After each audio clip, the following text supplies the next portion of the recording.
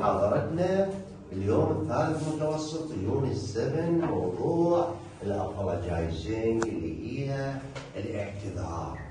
موضوع الاعتذار عندنا بالكتاب الملون ستودنت بوك بيج 70 وعندنا تمارين بصفحه 90 بيج 90 بالاكتيفيتي. اول مره خلينا نشوف شنو الاعتذار مثل ما ورد بالكتاب الملون. عندي 4 حالات للاعتذار، حالات معينه نتدرب عليها وبعدين نروح نشوف السؤال، نحل التمرين طبعا ونشوف السؤال الوزاري شلون يجينا بخصوص هذا الموضوع. تمام.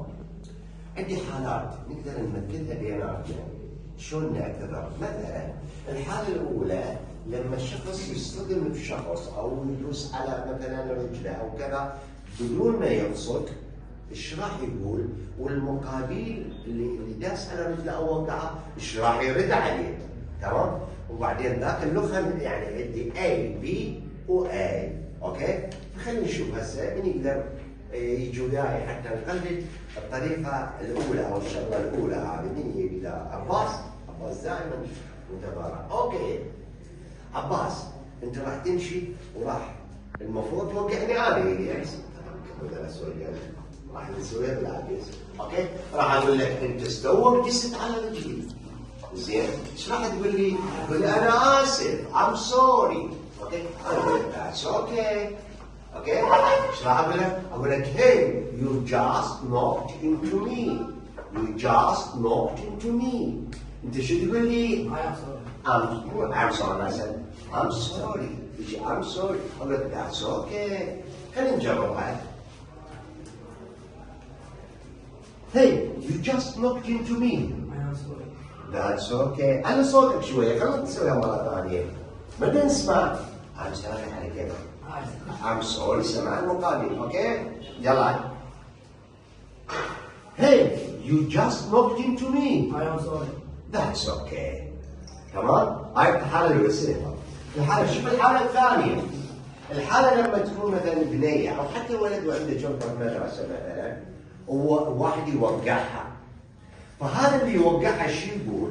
يقول I'm so sorry I just knocked your bag on the floor. أنا جدا آسف أنا أسقطت حقيبتك أو حقيبتك على الأرض. تمام؟ فهنا يقول له ولا يهمك المشكلة don't mention it. تمام؟ فنقلدها بجنطة عادية، أي جنطة مو جنطة مال بنات أو كذا.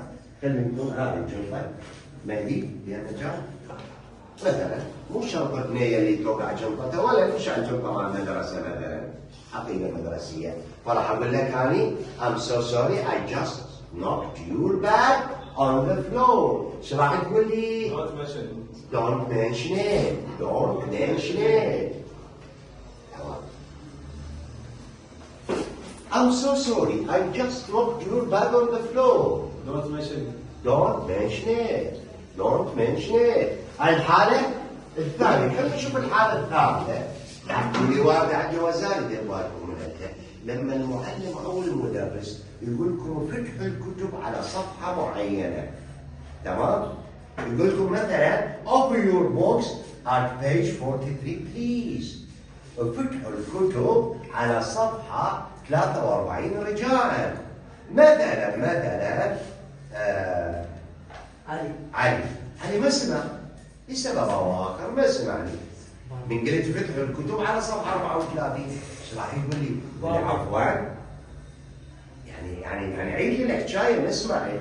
شو يقول لي؟ باردر. قولها باردر. اوكي انا ايش راح ارد عليه؟ اقول له بقرا صفحه 43 رجاء اعيد الحكايه. تمام؟ اوكي علي Open your books on page 43 please. Start barter. Page 43 please. شفتوا؟ نقلدها مرة ثانية. من راح اللي ما سمع، من اللي وحدة من البنات ما سمعت، بس كلمة pardon. اوكي pardon بس. Open your books at page 43 please. Page 43 please. أعيد نفس الحكاية. اوكي؟ هاي الحالة الثالثة. خلينا نروح الحالة الأخيرة. في الطبيعة يعني خلينا نقول الأجانب انه اذا واحد مريض يقول انا مريض، ذاك يقول له ام سوري، انا اسف، انا اسف. زين؟ راح يقول له انا اسف انه انت يعني كانما هو مرضى. لكن هي هذه الشغله اخلاقيه حلوه. لما واحد يقول راسي يوجعني يقول له انا اسف. I have a headache. I have a headache. لدي or a bad headache. لدي ألم رأس قوي. فايش راح يقول له؟ Oh, I'm sorry. Oh, I'm sorry. لكن يقول that's okay, thanks. تمام؟ ونقدر خليل بس عليك. Oh, I'm sorry. Okay.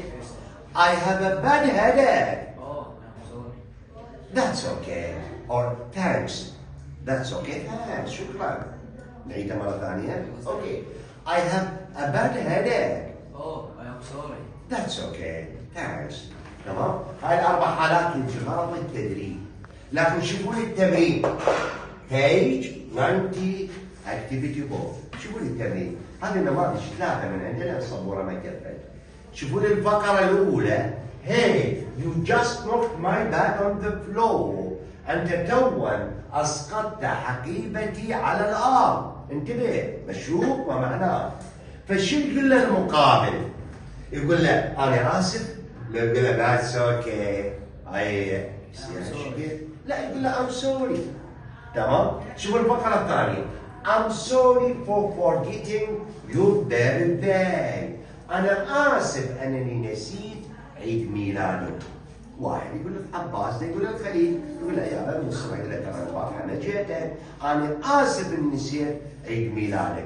فخليل شو يقول له؟ يرد عليه يقول له pardon عفوا؟ لو يقول له don't mention it ولا يهمك. أكيد شو يقول خليل؟ don't mention it. تمام؟ هذه حالة أخرى. My stomach feels really sore. ما أنت تعلمني تؤذيني ملتهبة sore. فالمقابل شو يقول له؟ احنا تعلمنا اذا واحد مريض شو يقول له المقابل؟ I'm sorry. اكيد I'm sorry.